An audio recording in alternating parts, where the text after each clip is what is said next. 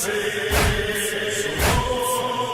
صدائے کربلا کے زبان سے اعوذ باللہ من الشیطان الرجیم بسم اللہ الرحمن الرحیم الحمد للہ رب العالمین بارئ الخلائق اجمعین الذی لم یلد ولم یولد ولم يكن له كفوا أحد الصلاة والسلام على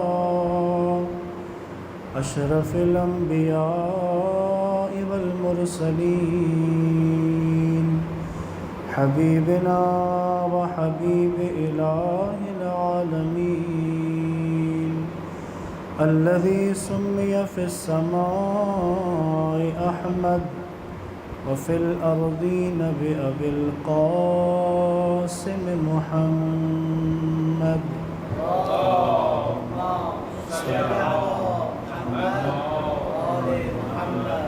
وعلى آله الطيبين الطاهرين المعصومين واللعنة الدائم على أعدائهم أجمعين من يوم عداوتهم إلى قيام يوم الدين السلام عليك يا أبا عبد الله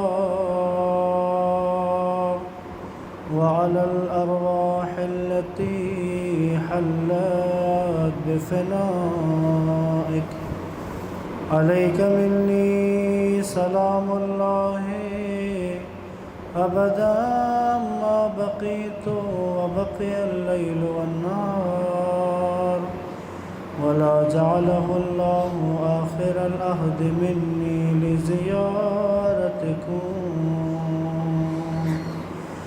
السلام على الحسين وعلى علي بن الحسين وعلى أولاد الحسين وعلى أصحاب الحسين الذين بذلوا مهجهم دون الحسين عليه السلام صلوات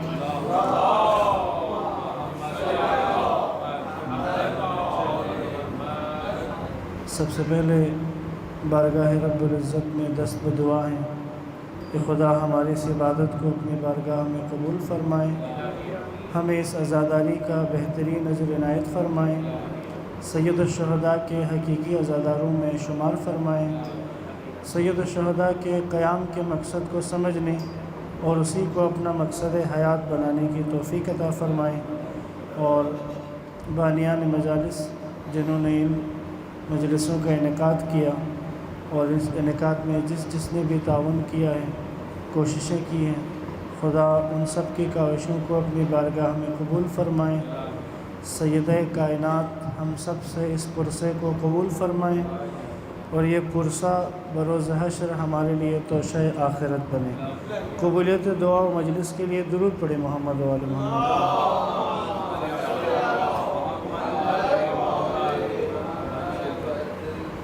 عزیزان محترم، ہم انشاءاللہ جو وقت جس کا اعلان کیا گیا ہے 9 بجے کا، ہم اس کی پابندی کریں گے آگے بھی انشاءاللہ، اور 1 گھنٹے کی تقریباً گفتگو ہوگی۔ آج کی گفتگو کچھ تمہید ہے عشرے کے لیے بھی، اور کچھ مقدماتی باتیں اپنے موضوع کے حوالے سے، اور کچھ تعارف بھی ہے موضوع کا۔ تو انشاءاللہ انہی کے ساتھ اپنے چند عرائض آپ کی خدمت میں عرض کروں گا۔ پھر درود پڑھیں محمد و آل محمد۔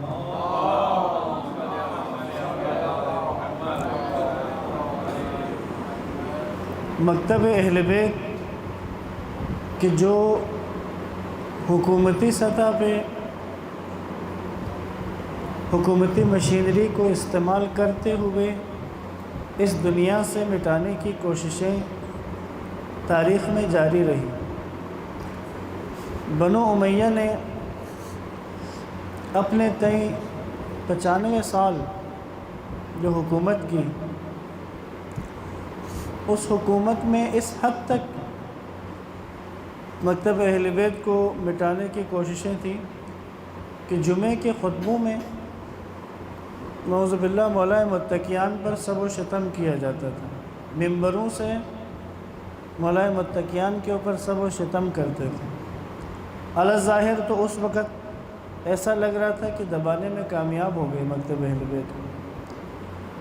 اور بنو عباس کا دور کہ جو 5 صدیوں پر محیط ہے، جس کے بارے میں چھٹے امام نے یہ فرمایا کہ بنو عباس بنو امیہ سے زیادہ سخت ہے آل محمد کے لیے، یعنی جتنی سختی، جتنی مشکلات بنو عباس بنو امیہ نے کھڑی کی تھی، اس سے زیادہ سختی بنو عباس نے کی ہے اہل بیت کے گھرانے کے ساتھ۔ لیکن ہم یہ دیکھتے ہیں آج یہ میرا اور آپ کا بیٹھنا اہل بیت کی اس مجلس میں، اور اس وقت دنیا میں جو کروڑوں کی تعداد میں مکتب اہل بیت کے پیروکار ہیں، اور آج کے اس دور میں مکتب اہل بیت دنیا بھر کے مسلمانوں کے درمیان ایک نمایاں حیثیت کے ساتھ موجود ہے، اور پھر عالمی سطح پہ دیکھا جائے تو تمام عالم کے لیے اسلام کی حقیقی نمائندگی آج بھی مکتب اہل بیت کے ماننے والے کر رہے ہیں۔ ان سب کی جو بنیاد ہے، جس چیز نے اس مکتب کو آج تک زندہ رکھا، وہ یہی محرم اور سفر اور مجلس و عزاداری کی محافل ہے۔ یہ مجلس عزا ہے کہ جس نے مکتب اہل بیت کو زندہ رکھا ہے۔ حتیٰ تقیہ کے دور میں بھی کہ جس وقت کوئی اپنے آپ کو شیعہ ظاہر نہیں کر سکتا تھا، بنو عباس و بنو امیہ کے دور میں، اس وقت بھی شیعہ باہم مل کر خفیہ جگہوں پر، نامعلوم مقامات پر مجلس عزا کا انعقاد کرتے تھے۔ جب شیعہ مل کر بیٹھتے تھے تو وہاں مجلس عزا کا انعقاد کرتے تھے۔ یہ مجلس عزا باعث بنی ہے مکتب اہل بیت کی بقا کی، حالانکہ حکومتی سطح پہ اس مکتب کو ختم کرنے کی کوشش کی گئی، لیکن یہ مجلس عزا اور حسین ابن علی کی عزاداری ہے کہ جس نے حکومتی سطح پہ ہونے والی سازشوں اور منصوبوں کو خاک میں ملایا ہے۔ تو یہ ایک بہت طاقتور پلیٹ فارم ہے۔ اب اسی سے اندازہ کر لیں کہ دشمن کے لیے جو سب سے خطرناک ترین محاذ ہے وہ مجلس عزا ہے، کیونکہ مجلس عزا یہ ایک ایسا پلیٹ فارم ہے کہ جو کسی کی بھی ذاتی ملکیت نہیں ہے، اور ایک ایسا عوامی کام ہے کہ اس وقت آپ اگر ہم پاکستان کی مثال لے لیں، یہ اسی ٹائم پہ جس وقت میں آپ سے بات کر رہا ہوں، اس وقت ہزاروں ممبروں سے اسی ٹائم پہ بات ہو رہی ہے، اور آپ کی طرح بے شمار لوگ اس وقت بیٹھ کر بات سن رہے ہیں۔ یہ ایک ایسا عوامی کام بن چکا ہے۔ تو یہ اس مکتب کی بقا کا راز ہے۔ لہٰذا جب مکتب اہل بیت سرکاری سطح کی پریشر کے باوجود اس کو نہیں مٹایا جا سکا، اور اس کی وجہ بنیادی طور پر عزاداری ہے، تو لہٰذا اب دشمن کی کوششیں بھی عزاداری کے خلاف ہیں۔ اب اس کو دبانے، کیونکہ خبر ہے، یہ تو دشمن بھی جانتا ہے کہ عزاداری کو دبا کر نہیں ختم کیا جا سکتا۔ چشم فلک نے دیکھے ہیں وہ مناظر بھی، خدا نخواستہ جب بھی کسی جگہ پر کسی عزاداری کے جلوس میں، کسی عزاداری کی مجلس میں اگر کسی نے کوئی ایسا حملہ کر دیا جس سے جانیں ضائع ہو گئی ہوں، جس سے شہادتیں واقع ہو گئی ہوں، تو لوگوں کی آنکھوں نے وہ منظر دیکھا ہے کہ اگلی دفعہ اس جگہ پر لوگوں کی تعداد زیادہ ہوتی ہے، اس جلوس میں لوگ زیادہ جاتے ہیں، اس مجلس میں لوگ زیادہ جاتے ہیں۔ دبانے سے یہ دبنے والا پلیٹ فارم نہیں ہے۔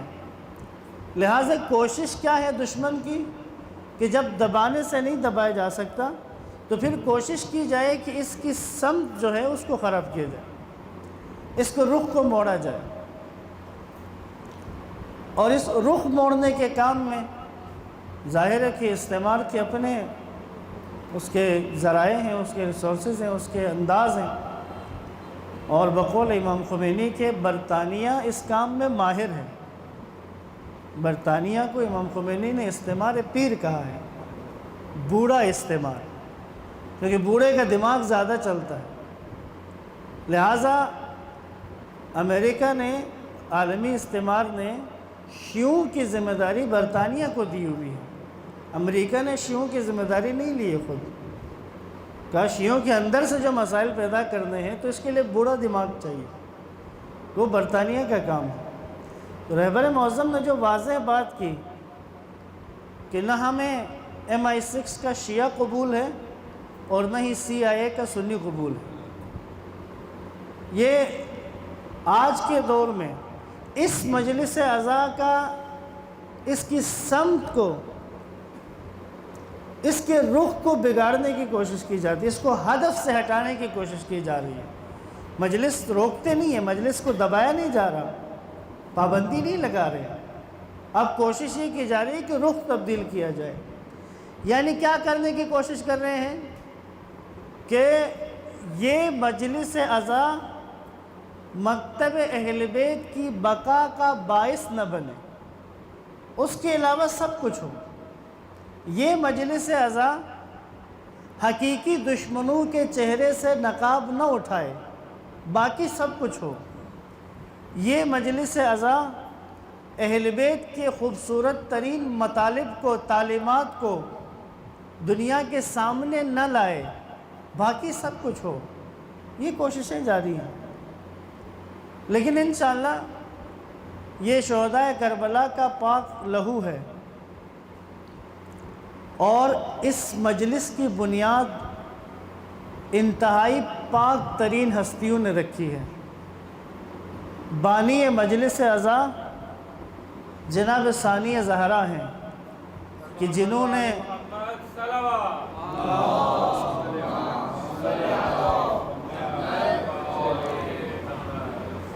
پوری توجہ رکھیے گا اس بات پہ، اس مجلس کی بنیاد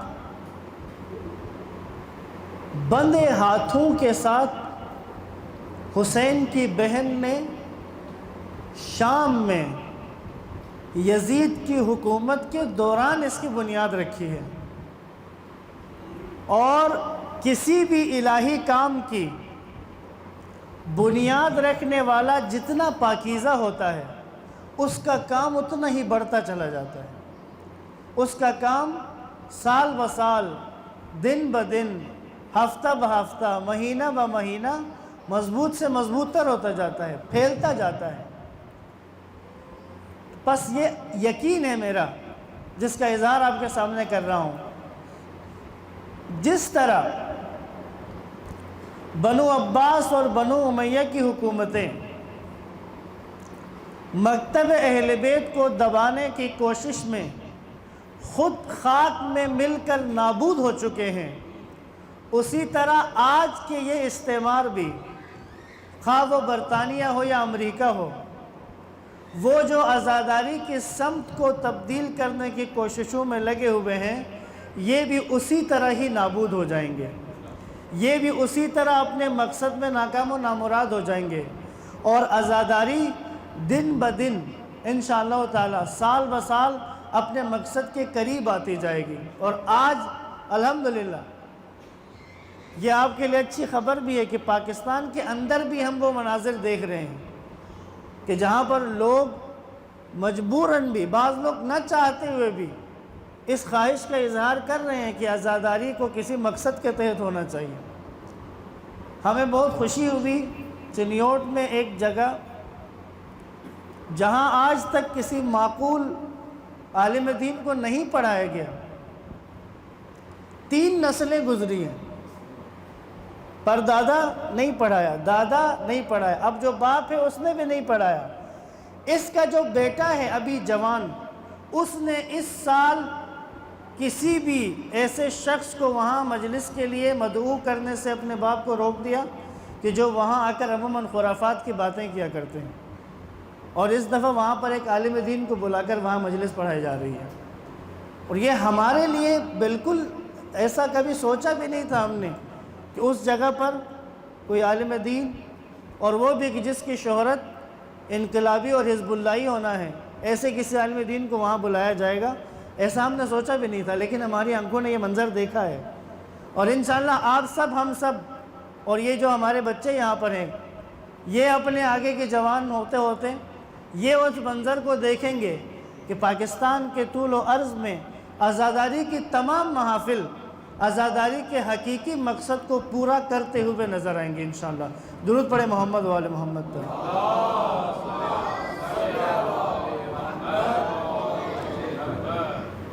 دوسری بات کہ ہمارا یہ عشرہ محرم انشاءاللہ ہم نے موضوع رکھا ہے تحریک کربلا کے تربیتی پہلو۔ ہم نے ایک دفعہ یہاں پر اصحاب کربلا پر بات کی تھی، اور اس گفتگو کے دوران میں یہ عرض کیا تھا کہ اس کربلا کی تحریک کو، اس واقعے کو، اس کو کھول کر بیان کرنا چاہیے، اور اس کے مختلف پہلوؤں کو مومنین کے سامنے، عزاداروں کے سامنے بیان ہونے چاہیے۔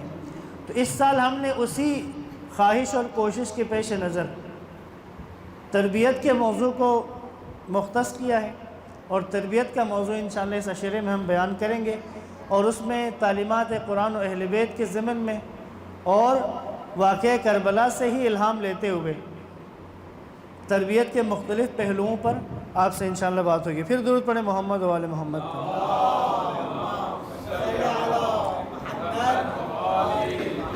اپنے موضوع کی تمہیدی گفتگو سے پہلے آداب عزاداری کے حوالے سے ایک دو نکات آپ کی خدمت میں عرض کروں۔ جتنے بھی مائیں بہنیں، جوان، بزرگان اور بچے جو سب بیٹھے ہوئے ہیں، پوری توجہ سے سنیں گے انشاءاللہ۔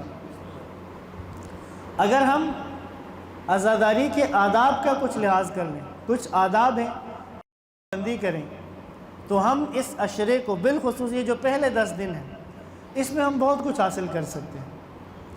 یہ 10 دن اتنے اہم ہیں، یہ 10 دن انسان کی زندگی میں وہ تبدیلی لا سکتے ہیں جس کے بارے میں ایک جملہ استعمال ہوتا ہے کہ نہ کسی آنکھ نے دیکھا ہوگا اور نہ کسی کان نے سنا ہوگا۔ یہ اسی 10 دن میں ہوا ہے 61 ہجری میں۔ یہ 10 دن ایسے ہیں کہ جو ایک عیسائی نصرانی کو حسینی بنا دیتے ہیں۔ یہ 10 دن ایسے ہیں کہ جو عثمانی العقیدہ ایک شخص کو حسینی بنا دیتے ہیں، اور یہ 10 دن ایسے ہیں کہ جو ایک یزیدی کو حسینی بنا دیتے ہیں۔ ان 10 دنوں میں بہت زیادہ قوت ہے۔ وہاب نصرانی عیسائی ہے، لیکن امام حسین علیہ السلام کے ساتھ شامل ہوا ہے، اور عاشور کے دن شہداء کربلا میں شامل تھا۔ زہیر ابن قین عثمانی العقیدہ ہیں۔ اس زمانے میں شیعہ سنی کو عنوان نہیں ہوتا تھا۔ عثمانی العقیدہ کا مطلب جو آج کے دور میں سنی کا عقیدہ ہوتا، جو پہلے خلافت میں حضرت ابوبکر کو اور اسی ترتیب سے چوتھا خلیفہ مولا علی کو مانتے ہیں۔ زہیر ابن قین عثمانی العقیدہ تھے، لیکن عاشور کے دن حسینی شہید ہوا ہے، اور اس سے جو بڑا مرحلہ ہے وہ جناب حر کا ہے۔ حر یزیدی ہے۔ ان 10 دنوں میں یزید کے لشکر میں ہے، لیکن انجام میں حسینی شہداء میں شامل ہے۔ اگر آداب عزاداری کا لحاظ کریں، ان کی کچھ رعایت کریں، تو ہم بھی ان 10 دنوں میں اپنے اندر بہت ساری تبدیلیاں لا سکتے ہیں۔ ایک تو یہ میری گزارش ہوگی آپ سب سے کہ ان 10 دنوں میں کوشش کریں کہ باوضو رہیں ہر وقت، اور انسان اگر تھوڑی سی توجہ رکھے تو یہ ہو سکتا ہے۔ آپ جب بھی بیت الخلاء جائیں تو وضو کے ساتھ باہر آئیں۔ جب بھی وضو باطل ہو تجدید کرے وضو کی، اور بالخصوص مجالس میں باوضو شریک ہوں۔ اور بچوں کو بھی ابھی سے ہم عادت ڈالیں کہ مجلس کے لیے جا رہے ہیں تو باوضو ہو کر جا رہے ہیں۔ ایک نکتہ یہ۔ دوسری بات، جب بھی کسی مجلس میں جائیں کوشش کریں کہ کوئی نئی بات سیکھیں ضرور۔ اس دن نئی بات ضرور سیکھیں۔ اگر اس مجلس میں آپ کوئی نئی بات نہیں سیکھتے پھر مطالعے کی کوشش کریں، یا کوئی پوسٹ، کم سے کم آج کل تو یہ آسان ہو گیا، واٹس ایپ پہ یا فیس بک پہ کوئی نہ کوئی نئی بات آ جاتی ہے، انسان کچھ نیا سیکھتا ہے۔ تیسری چیز، اگر زیارت عاشورہ اگر پڑھ سکے، ان 10 دنوں میں اگر ہر روز پڑھی جائے، اگر گھر میں روٹین بن جائے، کوئی ایک ٹائم جس میں آپ گھر والے سارا پورا خانوادہ جس وقت جمع ہوتے ہیں، رات کے وقت یا فجر کے وقت، اگر اس وقت زیارت عاشورہ کی تلاوت ہو، کہتے ہیں کہ ایک ولی اللہ کسی قبرستان سے گزرے تو پورا قبرستان عذاب کی گرفت میں تھا، سفر سے واپس لوٹا تو پورا قبرستان گل و گلزار تھا، تمام ارواح جو ہیں وہ آرام سے تھے، عذاب ٹل چکا تھا۔ تو حیرت ہوئی، پوچھا قبریں بنانے والے سے کہ ابھی کیا آج کوئی تدفین ہوئی ہے؟ نہیں تدفین؟ اس نے کہا ہاں، ایک خاتون کی آج تدفین ہوئی ہے۔ پوچھا کہاں سے؟ جگہ بتائی تو یہ ڈھونڈتے ہوئے اس کے گھر پہنچ گئے، پہنچ کر پوچھا کہ اس خاتون یہ کون سا ایسا عمل کرتی تھی کہ اس کے اس قبرستان میں دفن ہونے کی وجہ سے اس پورے قبرستان کے اوپر رحمت الہی برس رہی ہے؟ تو اس کے گھر والوں نے انہوں نے بتایا کہ اس میں کوئی ایسی بڑی کوئی خاص عادت تو نہیں تھی، ہاں بس یہ تھی کہ یہ ہر روز زیارت عاشورہ پڑھا کرتی تھی یہ خاتون۔ تو تب اسے بات سمجھ آئی، زیارت عاشورہ جو ہر روز پڑھتے ہیں، جب یہ قبر میں وارد ہوتے ہیں تو سید الشہداء استقبال کے لیے تشریف لاتے ہیں۔ اسے سمجھ آ گئی کہ اس خاتون کے استقبال کے لیے، اس خاتون سے ملاقات کے لیے سید الشہداء آئے ہوں گے، اسی لیے باقی سب ارواح کے اوپر بھی رحمت ہو رہی ہے، ان کا عذاب ٹالا جا رہا ہے۔ لہذا زیارت عاشورہ ان 10 دنوں میں اگر ہر روز پڑھ سکیں تو بہت خوب ہے۔ ایک اور بات جو سب سے آسان ہے، جو سب سے آسان اور دن میں کئی دفعہ کی جا سکتی ہے، امام جعفر صادق علیہ السلام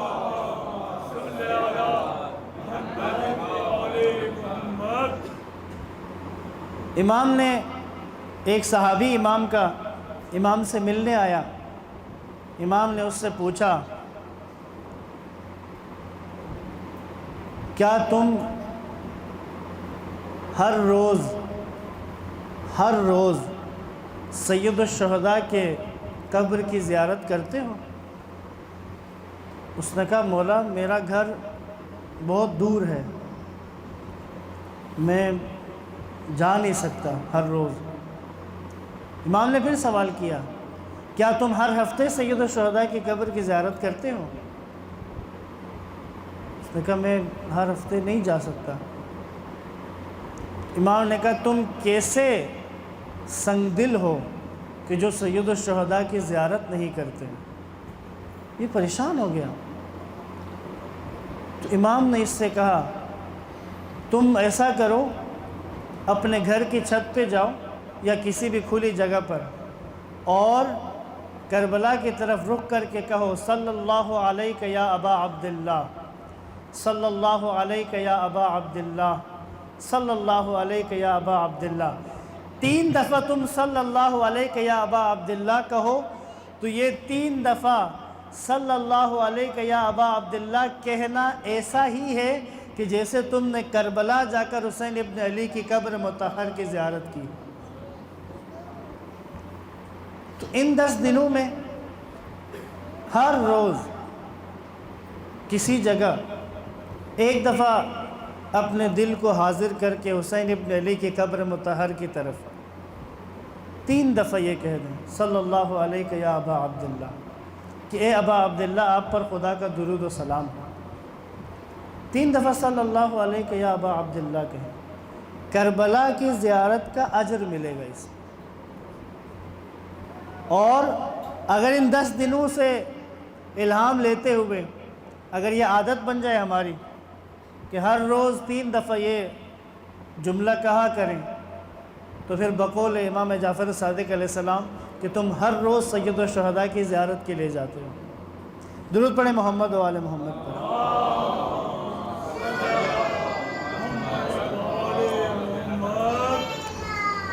بس آخری جو ان 10 دنوں میں کرنے والا کام ہے، یہ کیونکہ اب عملی ہے، پریکٹیکل ہے، اس لیے تھوڑا سا مشکل لگے گا، لیکن ہمت کریں گے تو آسان ہے۔ میں نے عرض کیا نا، ان 10 دنوں میں وہ طاقت و قوت ہے کہ یزیدی کو حسینی بنا سکتے ہیں۔ تو جو پہلے سے حسینی ہیں ان کے لیے ایک قدم آگے بڑھنا کوئی مشکل نہیں ہے۔ تو جس طرح ایک قدم آگے بڑھنا مشکل نہیں ہے، یہاں بھی آگے بڑھنا مشکل نہیں ہے۔ ایک درود پڑھتے ہوئے تھوڑا سا آگے تشریف لیں۔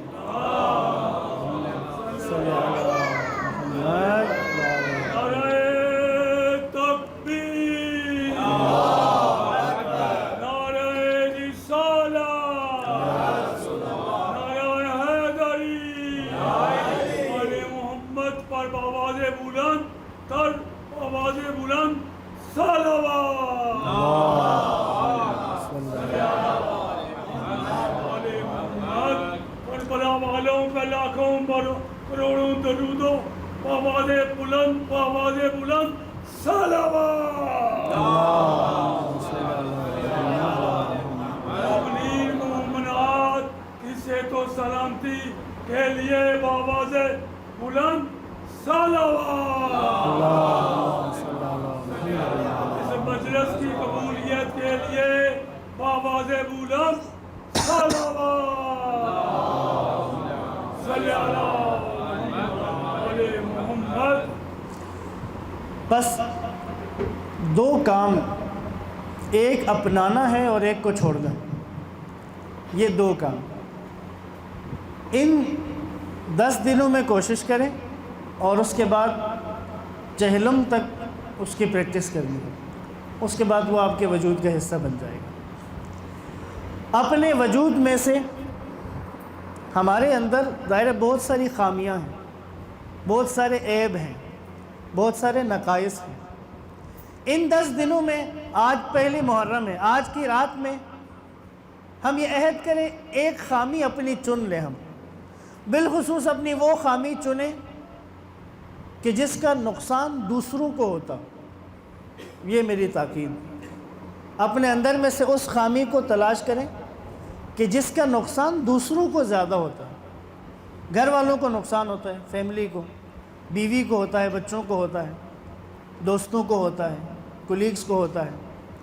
اس خامی کو اپنے اندر سے چن لیں، اور پھر امام حسین علیہ السلام سے توسل کریں کہ مولا حسین یہ 10 دن میں اپنے اندر سے اس خامی کو نکال دوں، یہ خامی میں اپنے اندر سے نکالوں گا۔ اس کے بعد ایک خوبی جو ہمارے وجود میں پہلے سے نہیں ہے، اور خوبی بھی وہ منتخب ہو کہ جس کا فائدہ دوسروں کو زیادہ پہنچے، ایک ایسی خوبی کا انتخاب کریں۔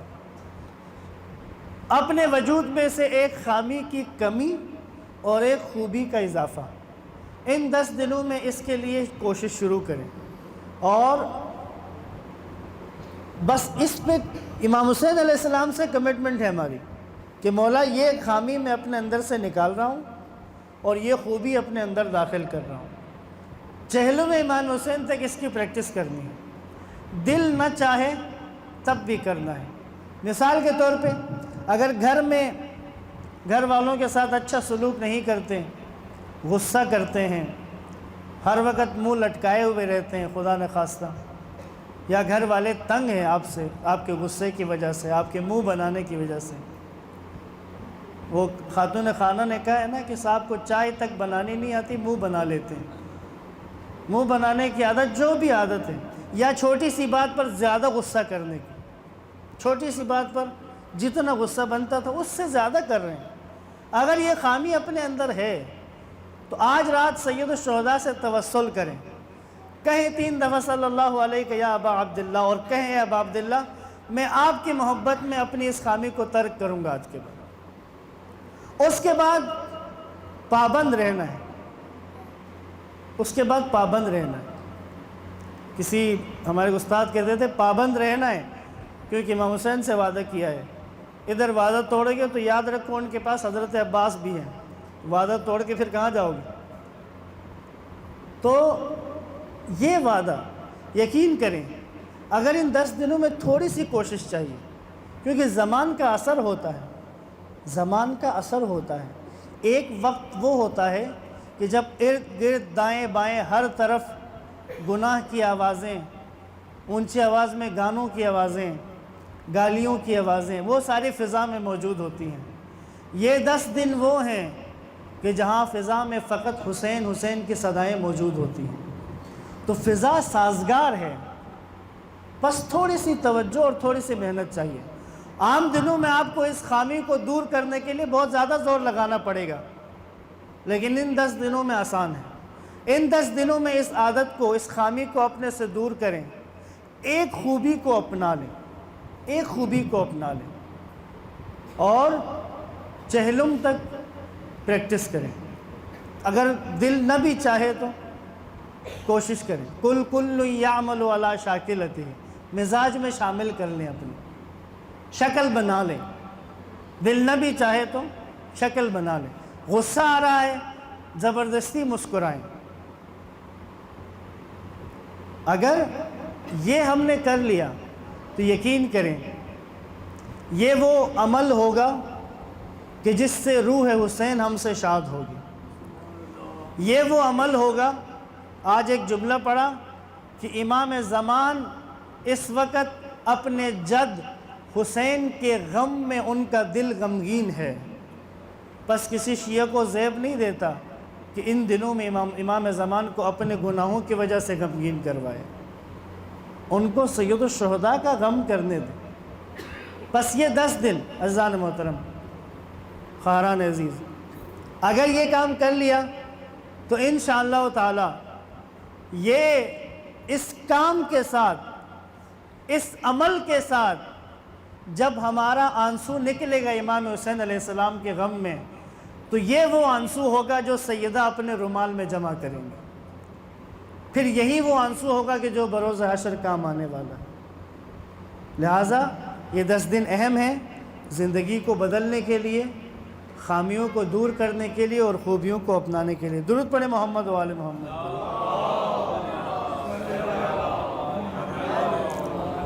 سرکار حسنین شریفین پہ لاکھوں کروڑوں درود و السلام۔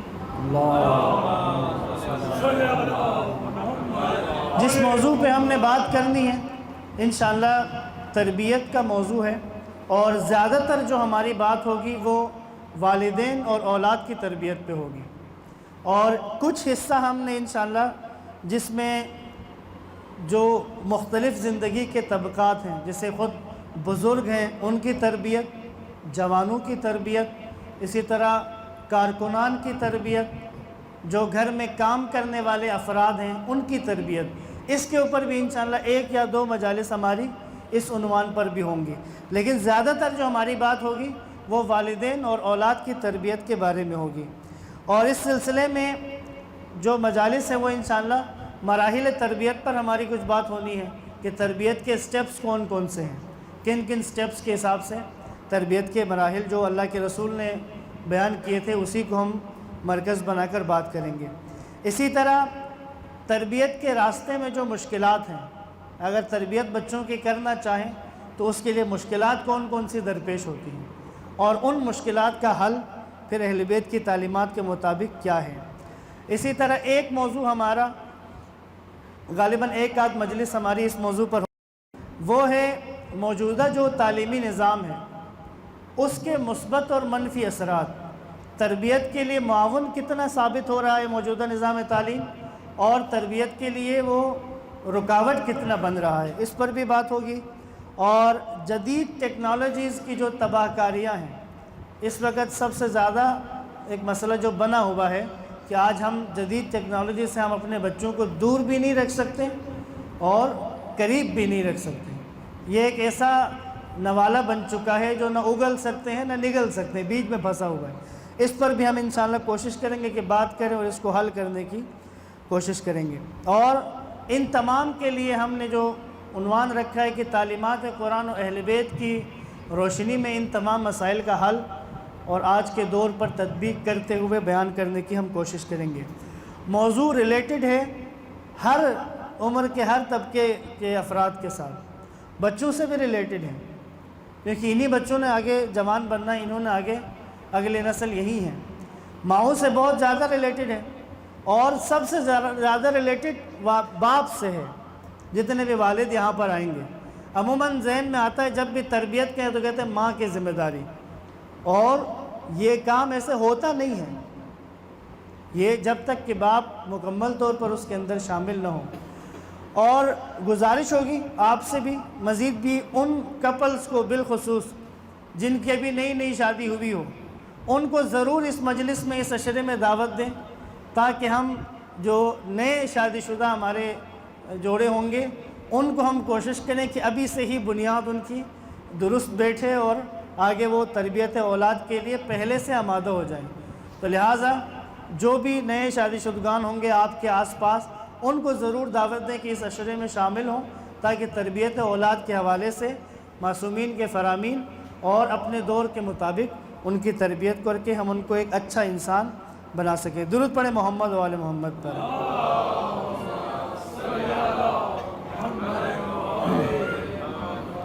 بس چند تمہیدی کلمات آج اسی اپنے موضوع کے حساب سے۔ انسان کو خدا نے اس طرح کا پیدا کیا ہے کہ وہ تربیت پا کر کمال کی طرف جاتا ہے۔ کوئی بھی انسان جو اس دنیا میں آتا ہے وہ بے تربیت یافتہ ہوتا ہے۔ کچھ اس کی بنیادیں دوران حمل ٹھہر جاتی ہیں، لیکن جب اس دنیا میں آتا ہے، جس وقت ایک بچہ اس دنیا میں آیا ہے، اس کے اندر جو قوت موجود ہے، انگیزہ کہتے ہیں، وہ انگیزہ سب جانوروں میں موجود ہے جو اس بچے میں ہے، اور بچہ اپنے ابتدائی عمر میں اسی انگیزے کے ساتھ کام لیتا ہے۔ اب چھوٹا بچہ جو پیدا ہوا ہے وہ اپنی بھوک کو مٹانے کے لیے، چونکہ اب اس کے پاس تربیت نہیں ہے، انسانی مراحل پہ آیا نہیں ہے، تو وہ آواز نکالتا ہے اور اسے پتہ ہے کہ روئے گا، آواز نکالے گا تو اسے دودھ ملتا ہے۔ لیکن یہی جب تربیت پا کر آگے بڑھتا جاتا ہے تو بعد میں کھانا کھانے کے لیے روتا نہیں ہے، مانگتا ہے، پتہ ہے کہ کہنے سے، الفاظ کے استعمال سے کھانا ملے گا۔ بس انسان میں اور دیگر حیوانات میں، عام جانوروں میں، حیوان میں اور انسان میں جو فرق ہے، وہ فرق یہ ہے کہ انسان تربیت پا کر کمال کی منزل کی طرف جاتا ہے، انسانیت تربیت پاتے ہوئے ترقی کی طرف جاتی ہے، جبکہ حیوانوں کے اندر یہ آپشن نہیں ہے۔ ایسا نہیں ہوگا کہ حیوان تربیت پا کر ترقی کر جائیں۔ نوح علیہ السلام کے دور میں شہد کی مکھی پھولوں سے رس نچوڑتی تھی اور 6 کونوں والا چھتا بناتی تھی اور اس میں شہد محفوظ کر کے اوپر سے موم لگاتی تھی۔ یہ نوح علیہ السلام کے دور میں بھی یہ ہوتا تھا۔ آج 2019 میں بھی شہد کی مکھی پھولوں سے رس نچوڑتی ہے اور وہی عمل کرتی ہے جو نوح علیہ السلام کے دور میں کر رہی تھی۔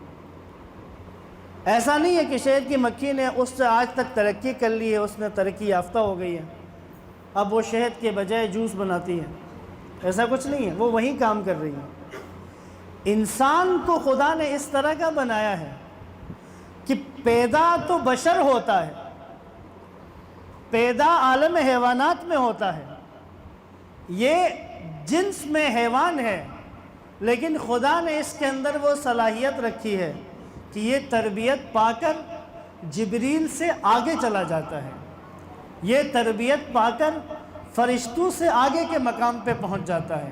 لیکن ساتھ ہی ساتھ قرآن ہمیں یہ بھی بتاتا ہے کہ اگر اس انسان کی تربیت نہ ہو تو جس طرح یہ تربیت پا کر فرشتوں سے آگے نکل جاتا ہے، اگر تربیت نہ ہو تو بے تربیت ہونے کی وجہ سے یہ جانوروں سے بدتر ہو جاتا ہے۔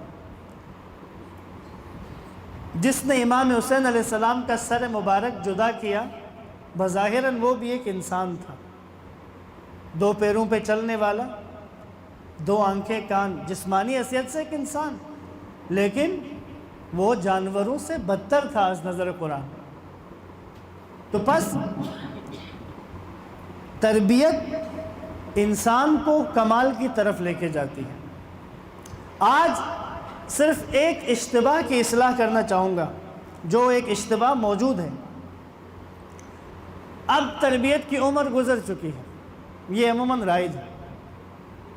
حتیٰ بچے بڑے ہو گئے یا تھوڑے سے جوان ہو گئے، کہتے اب تو سکھانے کی عمر نہیں رہی ان کی، اب تربیت پانے کی عمر نہیں رہی. اس بیماری کا سب سے بڑا مریض کون ہے کہ جس کی تربیت نہیں ہو سکتی؟ الظاہر گھر میں ابا جان جو ہوتے ہیں ان کی تربیت اب مزید نہیں ہو سکتی. ختم، تربیت کا باب بند ہو چکا ہے. اب ابا جان تربیت پروف ہو چکے ہیں، تربیت جا ہی نہیں سکتی ان. یہ رائج ہے. تربیت کہیں تو بچپنا آ جاتا ہے. چھوٹے بچے بچپنے میں تربیت، حالانکہ ایسا نہیں ہے. ہمیں رسول خدا کی زندگی میں نہیں نظر آتا. یہ رسول خدا نے جب اعلان رسالت کیا، آپ نے جب نبوت کا اعلان کیا، آپ نے جب اسلام کی طرف دعوت دی، تو کیا بچوں نے اسلام قبول کیا؟ کیا بچوں نے رسول خدا کی دعوت کو قبول کی؟ نہیں، ہر عمر کے لوگوں نے قبول کی. ایسے لوگوں نے قبول کی اللہ کے نبی کی دعوت جو 60 سال بتوں کی عبادت کرتے رہے ہیں، 60 سال زندگی گزار چکے ہیں، عادتیں پختہ ہو چکی ہیں. یا بقول ہمارے اب تربیت ہو ہی نہیں سکتی.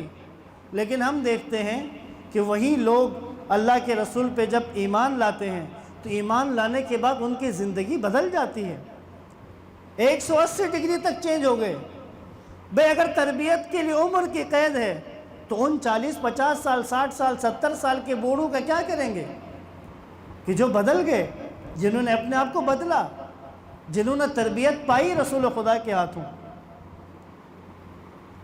بلال حبشی غلام ہے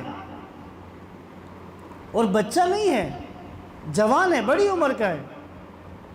لیکن وہی بلال حبشی ہم دیکھتے ہیں کہ وہ اس قدر اپنے اندر سے منقلب ہے کہ اسے گرم ریت پر لٹا کر اوپر پتھر بھی رکھتے ہیں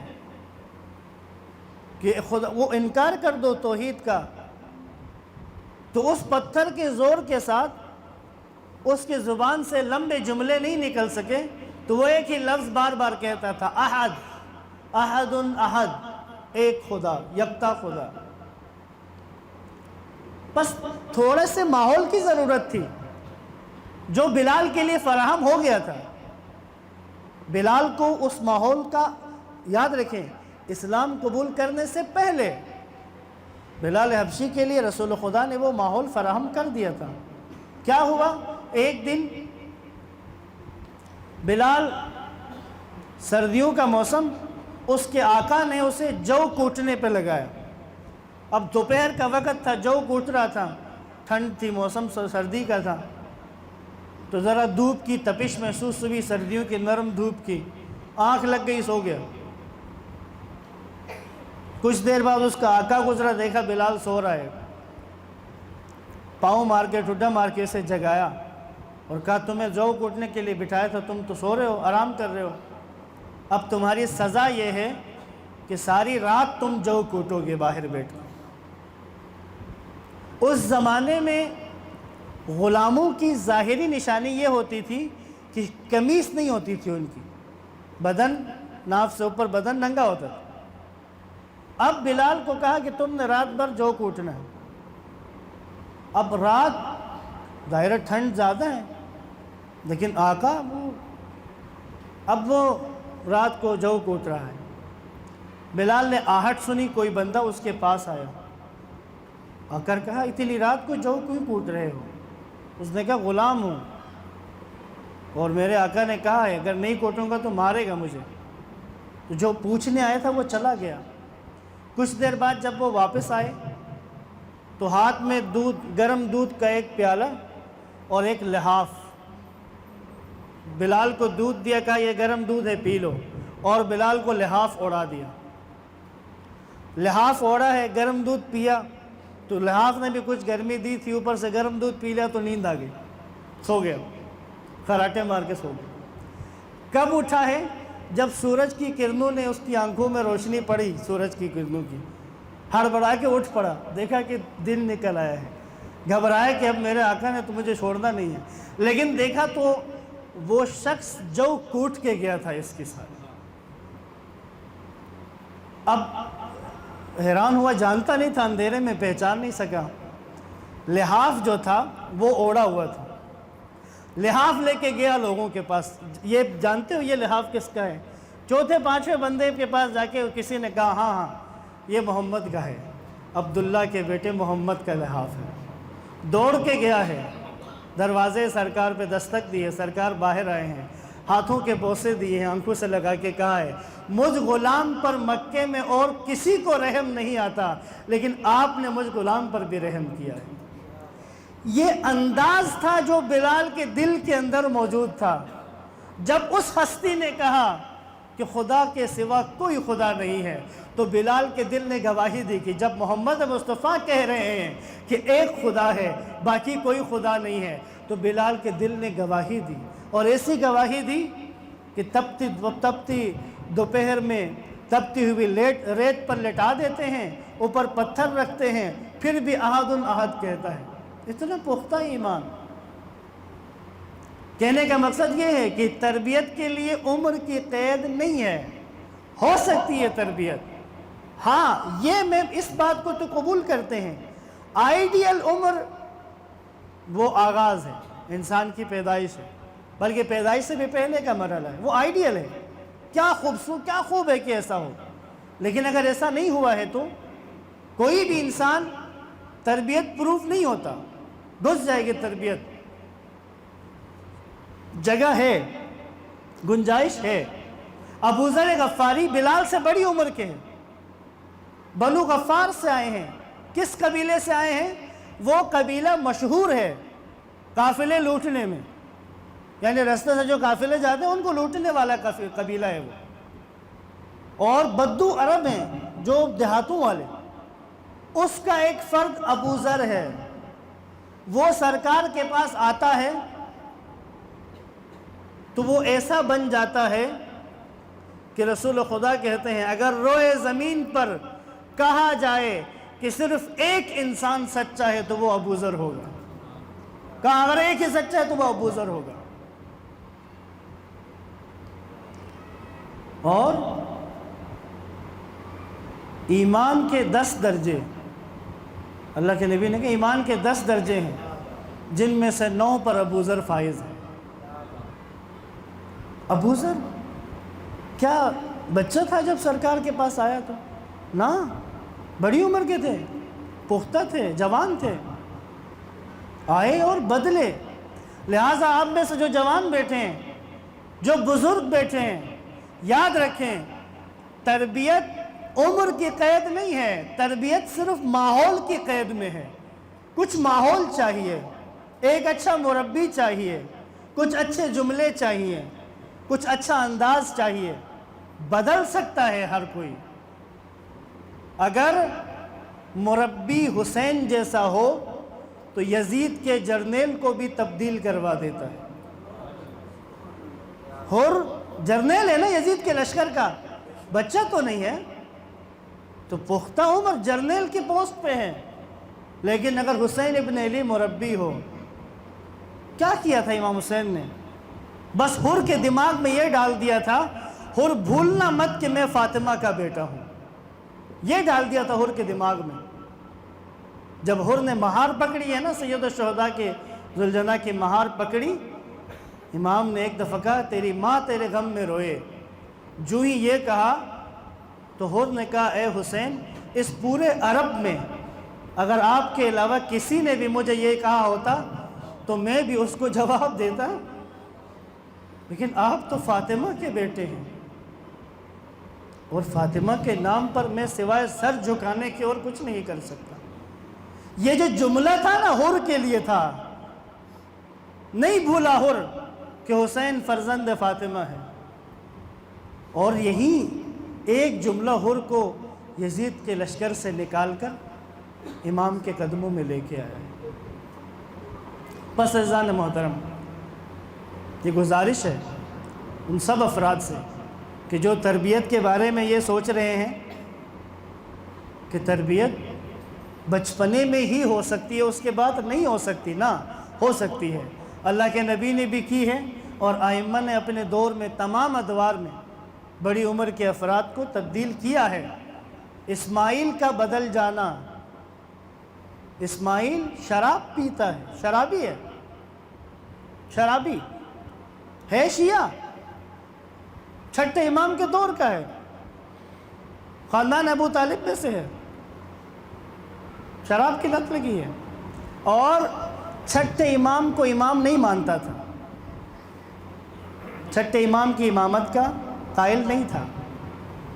ایک دن مدینے میں کاندھے پہ شراب لے کے آ رہا ہے، مشق میں شراب لے کے اسماعیل آ رہا ہے، اتنے میں سامنے سے امام جعفر صادق علیہ السلام تشریف لائے،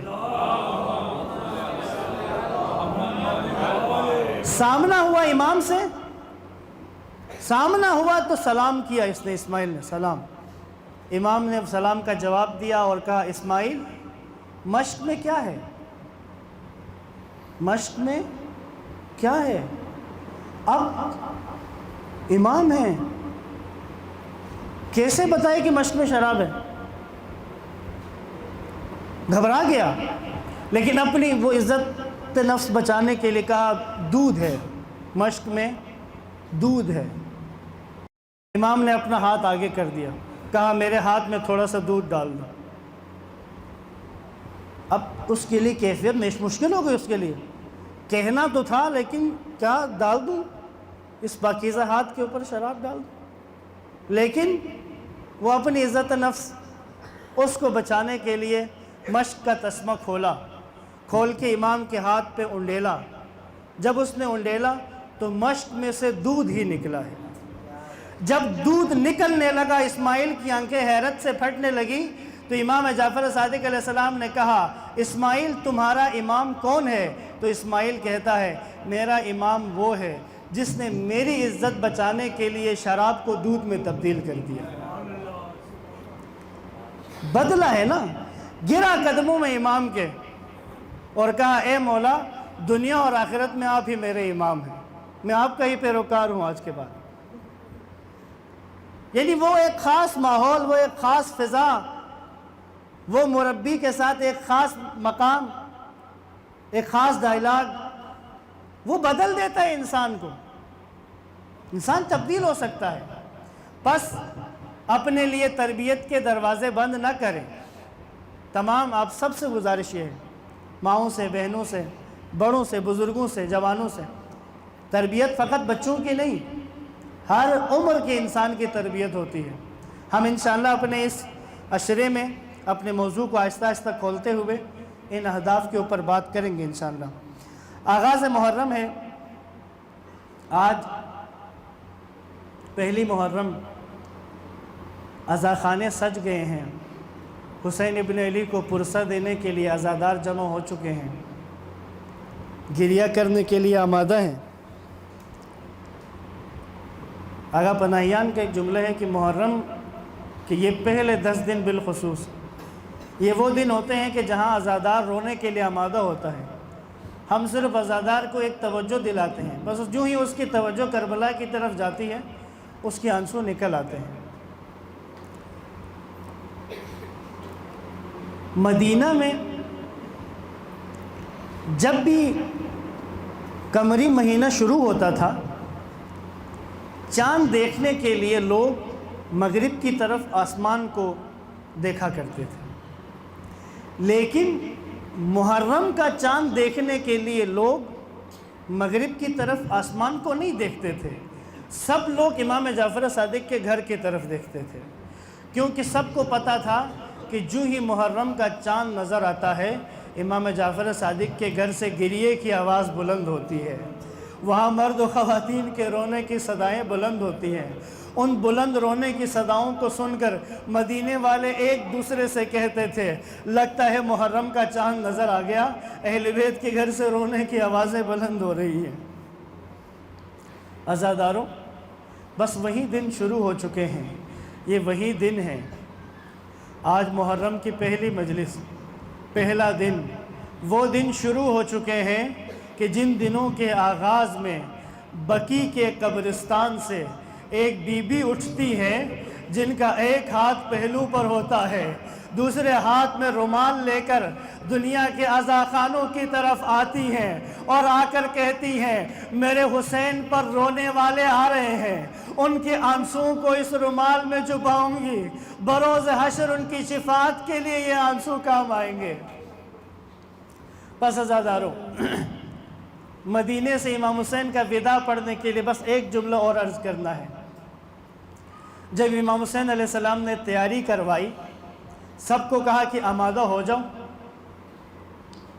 ہم نے کوچ کرنا ہے، سب لوگ سامان باندھنے کی تیاریوں میں مصروف تھے، تو سید الشہداء مدینے سے نکلنے کے لیے اس جگہ آئے۔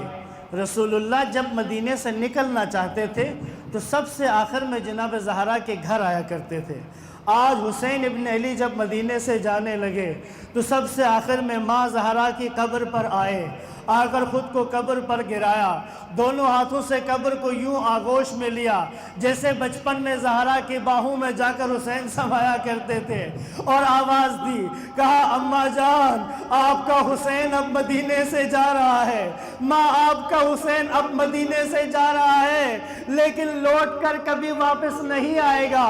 عزاداروں، ایک جملہ کہنے کی اجازت دیں، حسین جب ماں کی قبر سے لپٹے ہوں گے تو ماں کی یاد ضرور آئی ہوگی، اور وہ منظر بھی یاد آیا ہوگا کہ جب مولا علی نے جناب سیدہ کا جنازہ تیار کیا، تیار کر کے آواز دی، حسن و حسین،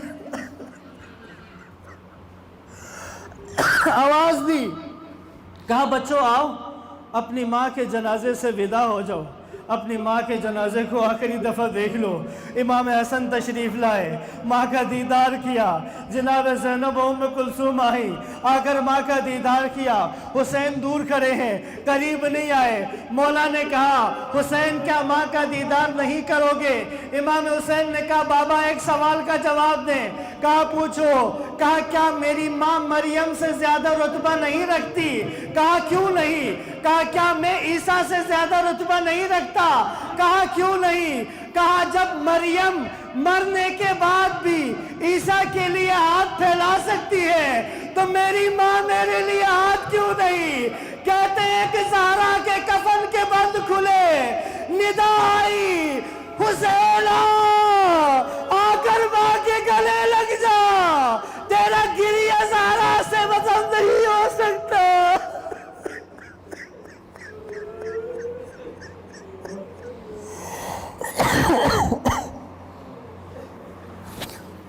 اللہ لعنت اللہ علی القوم الظالمین۔